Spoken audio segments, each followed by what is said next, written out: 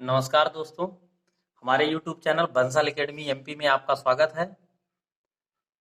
पिछले पाठ यानी पाठ 1 को पूरी तरह से कवर किया जा चुका है। यदि आपको पाठ 1 में कहीं भी डाउट हो तो आप हमारे कमेंट बॉक्स में कमेंट करके पूछ सकते हैं।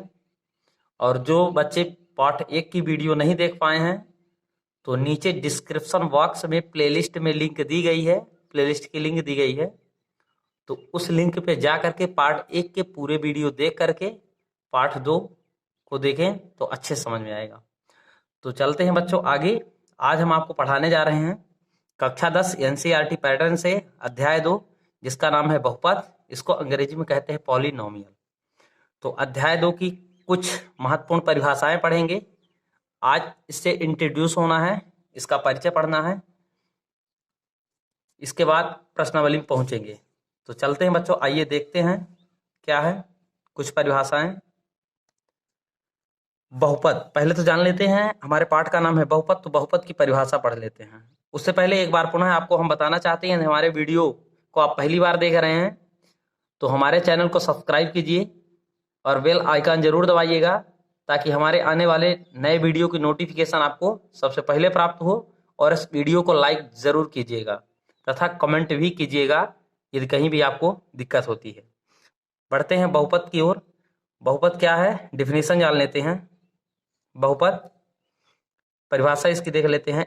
एक ऐसा बीजीय व्यंजक जिसमें चर राशि की घात धनात्मक पूर्णांक होती है उसे बहुपद कहते हैं। परिभाषा पर एक बार पुनः आते हैं।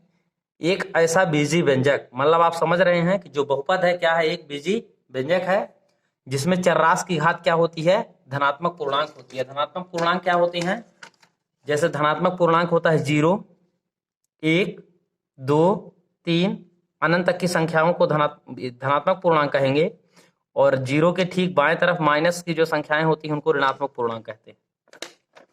तो बहुपद एक बार पुनः विथ एग्जाम्पल समझाते हैं आपको।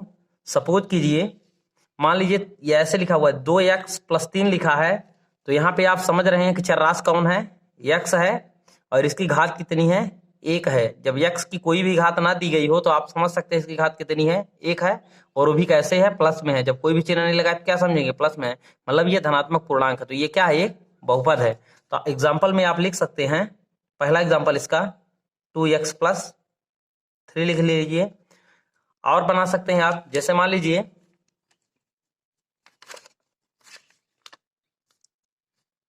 2x² - 3x + 5 है। यहाँ पे आप देख सकते हैं 2x² - 3x + 5 में 3 पद है। यहाँ x की घात +2 है, यहाँ x की घात 1 है, अर्थात आप यहाँ कह सकते हैं जो चर राशि x है, x की घात एक जगह पे +2 आ रही है, एक जगह पे +1 आ रही है, मतलब धनात्मक पूर्णांक है, इसलिए ये क्या होगा, एक बहुपद होगा। और जैसे मान लीजिए लिखा हुआ है 2x की घात है -2, और ये -2x + 5 ऐसे लिखा हुआ है। यहाँ पे आप देख सकते हैं कि चर राशि x है और x की घात दूसरे पद में +1 है, लेकिन पहले पद में x की घात -2 है जो ऋणात्मक पूर्णांक है, इसलिए बहुपद नहीं होगा। और समझा देते हैं आपको, जैसे मान लीजिए 3 √x है + 5 है, तो यहाँ पे आप देखिए चर राशि कौन है, x है, और उसमें क्या लगा हुआ है, √।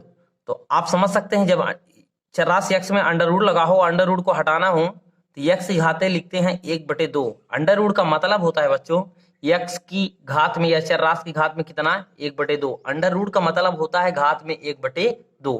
तो चूंकि ये पूर्णांक नहीं है, एक ऐसी घात है, भिन्नात्मक घात है, एक ऐसी घात है, भिन्नात्मक घात है, इसलिए जो माने थे ये बहुपद नहीं है।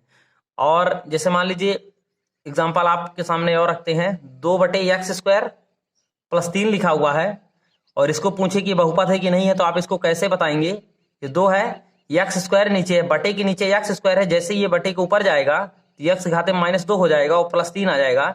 यहाँ पे आप देख सकते हैं कि नीचे प्लस में था और जैसे ऊपर गया तो माइनस हो गया, और घात ऋणात्मक पूर्णांक आ गई, इसलिए बहुपद नहीं होगा। तो आप समझ गए होंगे कि एक ऐसा बीजीय व्यंजक जिसमें चर राशि घात केवल और केवल कैसी हो, धनात्मक पूर्णांक हो, उसे बहुपद कहते हैं। ना तो बटे में चर राशि होनी चाहिए, ना तो चर राशि √ में होनी चाहिए, और ना ही चर राशि की घात ऋणात्मक पूर्णांक हो। ऋण में नहीं होनी चाहिए। मतलब 3 कंडीशन आपको विशेष ध्यान देना है। पहली बात तो चरराशि बटे के नीचे नहीं होनी चाहिए, दूसरी चरराशि में अंडर रूट नहीं लगा होना चाहिए, और तीसरा चरराशि की घात ऋणात्मक नहीं होनी चाहिए। ठीक है। अच्छा, एक और अंडर रूट वाला एक और कंडीशन आपको बताते हैं। जैसे मान लीजिए आपको कुछ सर लोग या कोई आपसे मित्र बंधु कैसे सवाल पूछ सकता है। जैसे मान लीजिए 4√x² ऐसे लिखा रहेगा, +3 लिखा हुआ है, आपसे पूछा जाए कि बहुपद है कि नहीं है, तो आप इसको, क्योंकि ये स्क्वायर है, ये अंडर रूट है, तो स्क्वायर और अंडर रूट ये आपस में क्या हो जाएंगे, कैंसिल हो जाएंगे। तो ये बचेगा 4x+3, मतलब यहाँ पे ये बहुपद था। कब? जब x की घात यहाँ सम हो, जैसे 2 थी, 4 भी होती तो भी ये बहुपद होता, बाहर आ सकता था, 6 भी होता तो भी बहुपद होता, बाहर आ सकता था, इसी तरह से होता तो बाहर आ जाता, तो ये बहुपद हो जाता। ठीक है। बढ़ते हैं आगे, एग्जाम्पल इसका लिख लेते हैं। इसके कई सारे एग्जाम्पल लिखे जा सकते हैं, जैसे 2x² + 5x - 6 ऐसे लिखा जा सकता है, कॉमा लगा के। 5x² + √5 × x + 3 आदि। यहाँ पे आपको एक बात बताना चाहते हैं, यहाँ पे आप देख सकते हैं अंडर रूट लगा हुआ है केवल 5 में, ना कि x में। मतलब x अंडर रूट से क्या है, बाहर है, इसलिए बहुपद होगा। ठीक है। बढ़ते हैं आगे, अगला टॉपिक आएगा बहुपद की घात। क्या आएगा? बहुपद की घात। बहुपद की घात क्या होती है ये आपको बता देते हैं। पहले परिभाषा पढ़ लेते हैं। बहुपद में उपस्थित चर राशि की अधिकतम, अधिकतम मतलब उच्चतम या सबसे अधिक घात को बहुपद की घात कहते हैं। मतलब आप समझ गए होंगे कि जो बहुपद हो, उस बहुपद में उपस्थित जो चर राशि हो, उसकी सबसे ज्यादा जो घात होगी उसे ही बहुपद की घात कहते हैं। एग्जाम्पल मैं समझाता हूं। बहुपद ax² + 3x³ यहां 9 लिख दे, 9x² + 3x³ + 5 में चर राशि, एग्जाम्पल अपने से लिए हैं, इसको समझिएगा। 9x² + 3x³ + 5 में चर राशि कौन है? x है, जिसकी अधिकतम घात, अधिकतम घात कितनी है? यहां 2 है और यहां 3 है। सबसे अधिकतम घात कितनी है? 3 है। अतः बहुपद की घात बराबर 3। क्योंकि सबसे अधिक घात कितनी है? 3 है, इसलिए बहुपद की घात भी क्या होगी? 3 होगी। ठीक है। बढ़ते हैं आगे। घात के आधार पर बहुपद, यहां पे हेडिंग बनाया हूं, घात के आधार पर बहुपद। कक्षा 9th में आपने घात के आधार पर भी पढ़ा है और पदों के आधार पर भी पढ़ा है। एक पदी बहुपद, द्विपदी बहुपद, त्रिपदी बहुपद ऐसे करके आपने पढ़ा होगा। और यहाँ पे मैं घात के आधार पे बताने जा रहा हूँ, क्योंकि 10वीं की बुक पे पदों के आधार पर एक्सरसाइज में क्वेश्चन नहीं पूछा गया है, तो मैं नहीं बता रहा हूँ, केवल और केवल घात के आधार पे बता रहा हूँ। तो घात के आधार पे बहुपद, पहला बहुपद है शून्य घात बहुपद। इसी का दूसरा नाम है अचर बहुपद। इसी का दूसरा नाम क्या है? अचर बहुपद। क्या होता है? डिफिनेशन पढ़ लेते हैं, परिभाषा। जिस बहुपद की घात शून्य होती है उसे शून्य घात बहुपद कहते हैं या अचर बहुपद कहते हैं। आप हेडिंग से ही समझ गए होंगे कि जिस बहुपद की घात कितनी हो, शून्य हो, उसे शून्य घात बहुपद या अचर बहुपद कहते हैं। समझाते हैं इसको हम। कोई भी वास्तविक संख्या, आप कोई भी वास्तविक संख्या ले सकते हैं। एग्जाम्पल में हम लिख दे रहे हैं पहले, जैसे 10 हो गया, 5 हो गया, -12 हो गया, √3 हो गया आदि। ये सभी अचर बहुपद कहलाते हैं, क्योंकि इनके साथ कोई भी चर राशि लगी नहीं होती है। इसको समझाने का प्रयास करते हैं। हम आपको बोल रहे हैं यहाँ पे कि 10, यहाँ पे आप देख सकते हैं, हम आपको बता रहे हैं कि 10 एक अचर बहुपद है जिसके साथ चर राशि नहीं लगी है, या शून्य घात बहुपद है। शून्य घात कैसे है ये आपको बताते हैं। 10 को हम लिख सकते हैं 10 × 1, क्योंकि 10 एकम 10 ही बन जाएगा।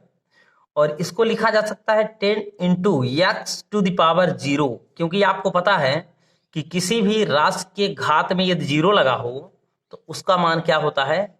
1 होता है। इसलिए जहां 1 था उसकी जगह पे रख सकते हैं x की घात 0, y की घात 0, z की घात 0। यहाँ कोई भी चर राशि अपने से ली जा सकती है। तो आप यहाँ पे देख सकते हैं कि चर राशि हमने मान रखा है x, और उसकी घात कितनी आ रही है 0, मतलब आप समझ गए कि यह शून्य घात वाला बहुपद है। यहाँ घात कितनी आ रही है 0, मतलब 10 जो है शून्य घात बहुपद है। ऐसे 12 आएगा तो 12 गुणे 1 कर देंगे और 12 और 1 की जगह रख सकते हैं 22 की घात 0, है ना। तो यहाँ पे ये शून्य घात का बहुपद हो गया। तो कोई भी वास्तविक संख्या कैसी बहुपद होती है, शून्य घात बहुपद या अचर बहुपद होती है। ठीक है, आगे बढ़ते हैं। दूसरा हेडिंग रैखिक बहुपद। रैखिक, रैखिक मतलब होता है घात में एक। रैखिक मीन्स क्या होता है, घात में एक। रैखिक बहुपद, देखिए जिस बहुपद की घात एक होती है उसे रैखिक बहुपद कहते हैं। या छोटी सी परिभाषा आप लिखेंगे, एक घात वाले बहुपद को रैखिक बहुपद कहते हैं। रैखिक बहुपद का मानक रूप ax प्लस बी होता है, जहां a not is equal to 0। इसका मतलब आपको हम समझा देते हैं। हमने लिखा है जहां a बराबर नहीं हो 0, इसका मतलब ये हुआ कि ax प्लस बी ये एक रैखिक बहुपद हो गया। और यदि x की जगह यहाँ पे 0 रख दिया जाए तो a इंटू 0, सपोज कीजिए कि x इज इक्वल टू हम 0 रख देते हैं, तो यहाँ पे 0 रख दिया जाएगा प्लस b, तो a का 0 में मल्टीप्लाई कर देंगे, गुणा कर देंगे तो 0 आ जाएगा और प्लस b रहेगा, और ये b में 0 प्लस कर देंगे तो b आ जाएगा, जो एक अचर राशि बन जाएगी। तो आप समझ सकते हैं या कह सकते हैं कि x की जगह 0 नहीं होना चाहिए, क्योंकि x की जगह ये 0 हो जाएगा तो ये पूरा पद क्या हो जाएगा, समाप्त हो जाएगा चर राशि वाला, और एक अचर बहुपद मिल जाएगा। इसलिए x का गुणांक a है और a not is equal to 0 होना चाहिए। ठीक है, एग्जाम्पल के लिए यहां समझ सकते हैं बच्चों, ये रैखिक बहुपद जो टॉपिक है ये पेपर के लिए, एग्जाम के लिए बहुत इंपॉर्टेंट है। वहां पे ऑब्जेक्टिव आता है इस टॉपिक से। ठीक है, वहां पूछता है रैखिक बहुपद का मानक रूप बताइए, ax प्लस बी लिखना पड़ेगा। वहां पूछेगा रैखिक बहुपद किसे कहते हैं, या एक घात वाले बहुपद को कौन सा बहुपद कहते हैं, तो रैखिक बहुपद कहते हैं। एग्जाम्पल के लिए जैसे 2x प्लस 3, 5x भी लिख सकते हैं, 9x माइनस 2 आदि बहुत सारे लिखे जा सकते हैं। बढ़ते हैं अगले टॉपिक पे। अगला टॉपिक है नंबर थर्ड आएगा द्विघात बहुपद। कौन सा बहुपद आएगा, द्विघात बहुपद। द्विघात बहुपद क्या है, होता है, एक नाम से ही पता चल गया आपको कि ऐसा बहुपद जिसकी घात कितनी हो, 2 हो। देखिए डिफिनेशन, जिस बहुपद की घात 2 होती है उसे द्विघात बहुपद कहते हैं। इसका मानक रूप क्या होता है, ax square plus bx plus c, जहां a not is equal to 0, मतलब x स्क्वायर का, क्योंकि 2 घात वाला जो पद होगा, 2 घात वाला पद यहाँ ax स्क्वायर है और इसका गुणांक 0 हो जाएगा, ये पूरा पद खत्म हो जाएगा, पूरा 0 हो जाएगा, तो बचेगा bx प्लस c जो एक रैखिक बहुपद बन जाएगा। इसलिए x स्क्वायर का गुणांक a है, a बराबर नहीं होना चाहिए 0। ठीक है, तो यहाँ पे ऐसे a not is equal to 0 लिखा जा सकता है। इसका एग्जाम्पल लिख लेते हैं। यहाँ पे आप देख सकते हैं चर राशि x है और x की घात यहाँ 1 है, यहाँ 2 है, सबसे अधिक घात 2 है, इसलिए इसे क्या कहेंगे, द्विघात बहुपद कहेंगे। तो इसका एग्जाम्पल लिख लेते हैं, जैसे x square minus 6x plus 3, x square plus 1, x square minus 1, 3x square plus 6x plus 4 आदि बनाए जा सकते हैं। ये कौन सा बहुपद कहलाएंगे, द्विघात बहुपद, क्योंकि आप यहाँ देख सकते हैं सबसे अधिक घात 2 है, यहाँ भी 2 है, यहाँ भी 2 है और यहाँ भी 2 आ रही है, इसलिए क्या कहेंगे, इसे द्विघात बहुपद कहेंगे।